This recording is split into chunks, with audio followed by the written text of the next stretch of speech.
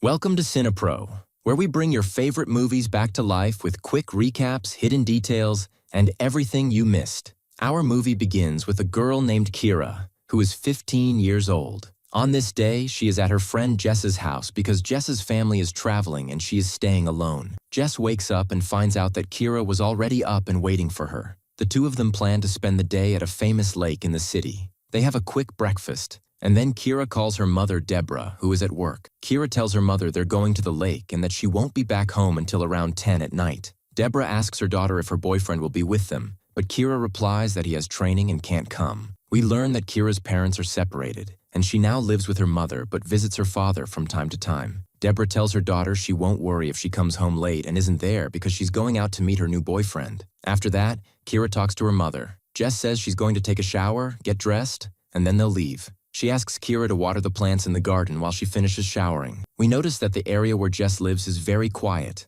with few people in the streets. While Kira is watering the plants, a black car keeps circling the house as if watching her. Suddenly, a man gets out of the car and goes to talk to Kira, asking if her family is home. Kira tells him that this isn't her house, it's her friend's, and that her friend's family isn't there. The man asks her to hold the book he has for a minute, intending to get her closer. As soon as she approaches, Kira is shocked when he pulls a gun on her and forces her to get in the car, threatening to kill her without hesitation. Although she is terrified, she agrees to get in the car because she has no other choice. The man has a box inside the car and forces her to get inside it, locking it so no one will see her as they drive. After a while, the man arrives at a deserted area, gets out, opens the box, and tells Kira he's going to tie her up so she can't move or make any noise until he's done. He leaves her to get some tools from the car trunk. At that moment, Kira thinks about escaping but realizes that if she tries, he will kill her without hesitation. So she decides to stay still. The man ties her up and gags her so she can't make any noise,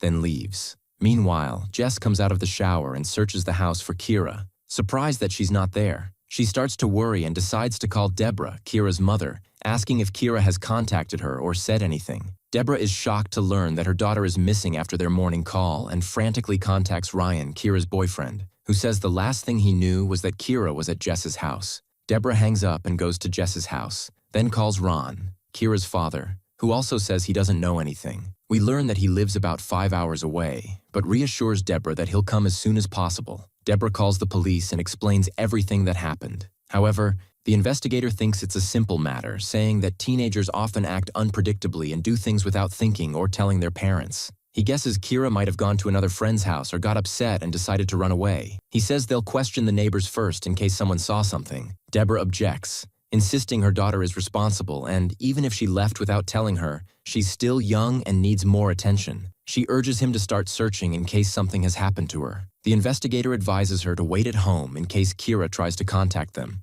then leaves. Meanwhile, Kira arrives at the man's house. He unties her and takes her to the bedroom, where he explains his rules. The most important being that she must call him Papa and ask permission before doing anything, no matter how small. She is forbidden from disobeying him or even thinking of objecting. He threatens her, saying he'll keep his gun with him at all times in case she tries to escape or do anything. Kira is so terrified she can't even respond. He forces her to answer questions about her life, her name, her father's name, her mother's, her close friends, and her boyfriend. It's clear he knew nothing about her and chose her randomly. Then he orders her to lie on the bed and assaults her. After a while, he goes to sit on the couch and forces her to sit next to him, asking about her school and more details about her life. At that time, Kira decides to try to learn as much information about him as possible to help her escape and who he really is. So she pretends to be a traveler and begins asking him questions about his life. She learns where he lived and the name of the school he attended. He tells her that he never went to college because it was too expensive, but instead,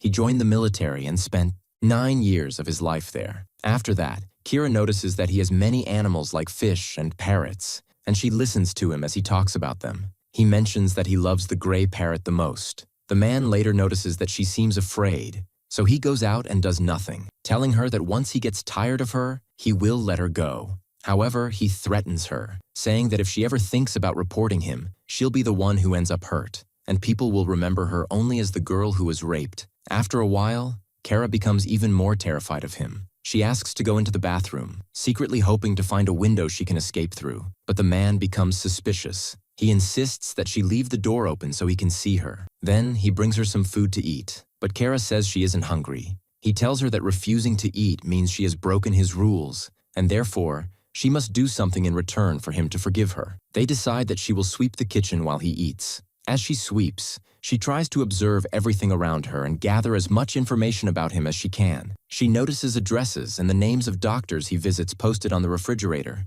She also learns that a woman lives with him, but she's currently traveling to Disney World. After that, the man takes her to listen to the news and laughs when he sees that no one is talking about her disappearance. He mocks her, saying that even her family doesn't seem to care that she's missing. Kira knows he's trying to manipulate her, so she doesn't respond. At that point, the man wants to make a phone call, so he locks Kira in the box so she can't make any noise or call for help. When he finishes the call and returns, he finds her terrified and crying. He tries to reassure her, saying he too suffered from anxiety for a long time, and gives her some of his medication to calm her. When it's time to sleep, he decides to tie her to the bed so she can't move or do anything while he sleeps. He sleeps next to her on the same bed. Exhausted, Kira falls asleep right away. Meanwhile, Deborah starts calling everyone she knows to ask if anyone has heard from Kira or knows where she is. When she gets nowhere, she decides to go see Dale, the head of the police station, and complains that the investigator isn't taking her daughter's case seriously. She says she spoke to all the neighbors and learned that one of them saw a black car near the house,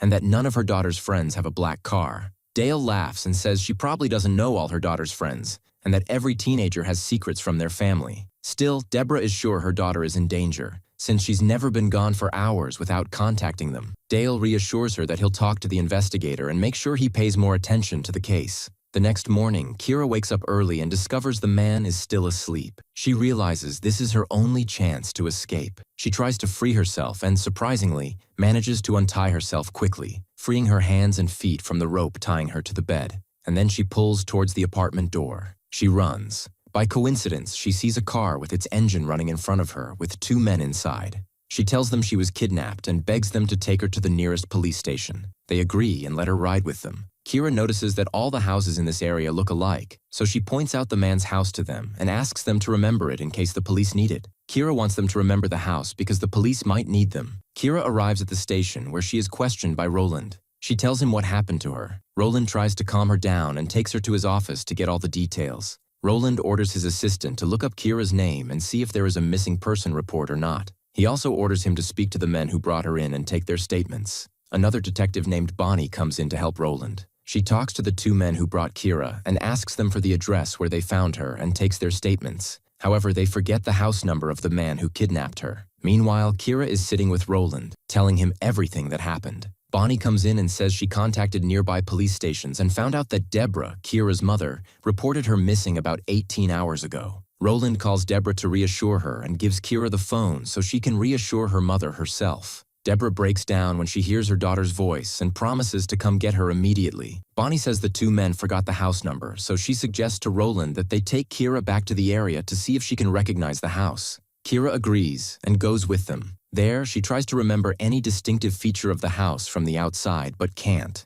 They find a worker in the area A and talk to him, describing the man, and ask if he knows anyone living there with those features. Unfortunately, the description is too common and fits many people. The worker can't help. At that moment, Kira interjects and says the man had all his windows covered and had a teddy bear above his bed, as well as many different types of animals in large numbers. Based on this, the worker figures out who she is talking about and tells them the house number. Bonnie calls for police backup to raid the house, while Roland takes Kira back to the station for her safety. After a while, Deborah arrives at the station and hugs her daughter, overwhelmed with emotion. Meanwhile, Jim, the police chief, arrives at the house with a large force and raids it, but they find it empty. The house matches Kira's description, confirming it's the right place. Jim orders she is in danger. Her mother tries to stop her from going out, especially since the criminal is still at large, but Kira refuses to listen to her and leaves. There, Kira tries to ignore people's stares and enjoy the match.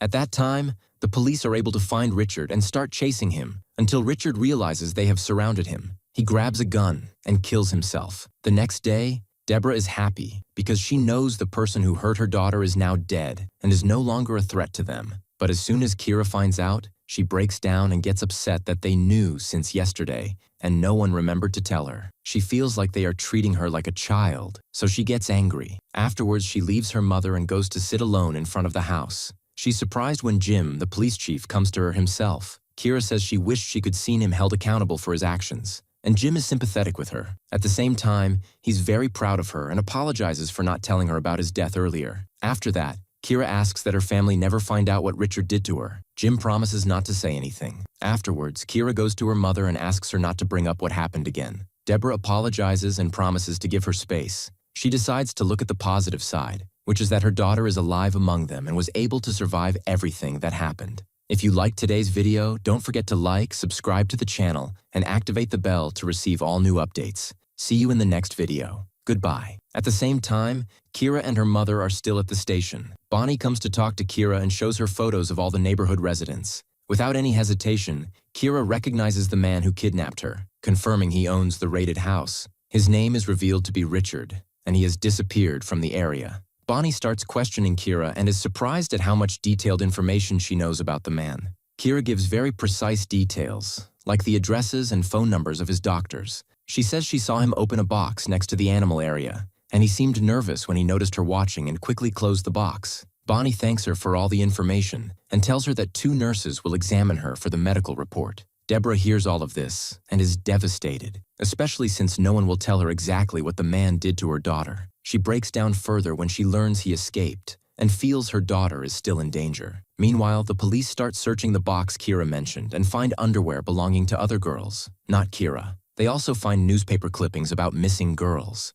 They suspect Richard is a serial killer who keeps news about his victims, but these are just suspicions. They aren't sure yet. Jim orders his officers to contact the police departments responsible for the other girls' cases and to learn everything about them. They distribute Richard's photo everywhere and ask people to report if they see him. The next day, Jim asks to meet the chief of the police station where Kira was reported missing so they can cooperate and gather as much information as possible. Jim manages to get information about the girls whose disappearance was linked to Richard's house. There are 3 of them, and they are still missing. Their bodies haven't been found. They learn that Richard used to kidnap his victims, assault them until he got tired of them, then drown them in the bathtub and dump their bodies in a swamp. The police used to find these bodies but could never identify the killer. They conclude they are indeed dealing with a serial killer and become more cautious. While they are talking, Bonnie comes in and says she investigated and found his wife and his sister, who will come to give their statements the next day. At that time, Kira finishes the medical examination and prepares to leave. Her father, Ron, and her friends arrive to see her.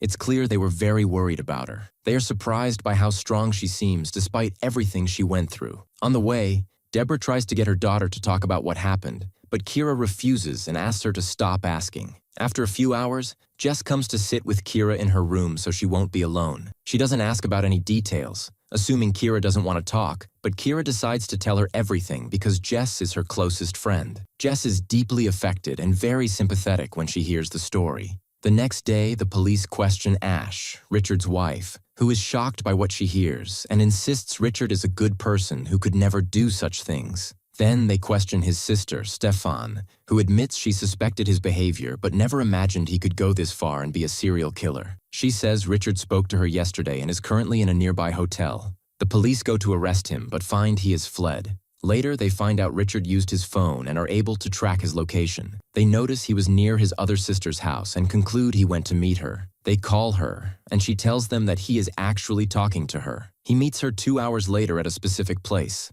So they take the address from her and rush there quickly. At the same time, Kira decides to leave the house for the first time since what happened. She finds out that Ran has a match, so she decides to take Jess and go there. It turns out that the police have assigned people to stay by her side wherever she goes, because as long